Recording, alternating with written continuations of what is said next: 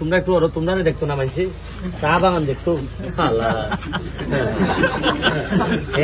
খারাপ যে যার মতো খারাপ বাইরে লইতো বাইরে একবারটা বাইরে লইয়া চেয়ারম্যানই গেছে রে।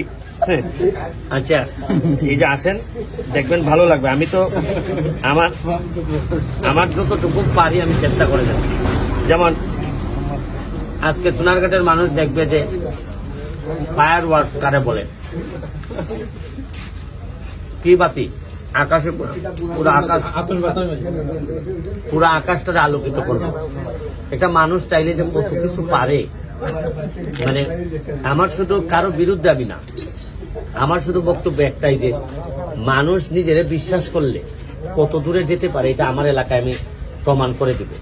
আমার সারা জীবন এমপি হওয়ার ইচ্ছায় আমি আসিনি, একবার এমপি হয়েই শুধু এটা দেখাই দিতে চাই যে আসলে প্রকৃত অর্থে একটা মানুষ যদি একটা আদর্শকে নিয়ে কাজ করে, যেমন আমি বঙ্গবন্ধুর আদর্শের সৈনিক, বঙ্গবন্ধুর আদর্শকে নিয়ে কাজ করি। আপনি হয়তো ভিন্ন আদর্শের হইতে পারেন, কিন্তু নিজের এলাকাটারে যদি সবাই মিলে যদি আমরা ঠিক করতে পারতাম।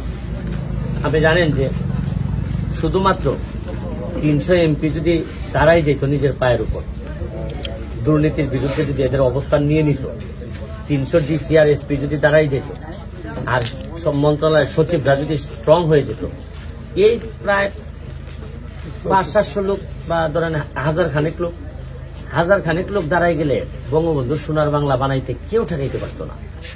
18 কোটি মানুষকে আমরা এই মাত্র 1000 লোক আমরা চাইলে বদলাই দিতে পারতাম। এর মধ্যে আমি এখন একজন। তা আমি আমার এলাকাটায় বদলাই দেওয়ার জন্য যা যা করা লাগে করতেছি, আপনারা দেখেন পারেন কিনা। তো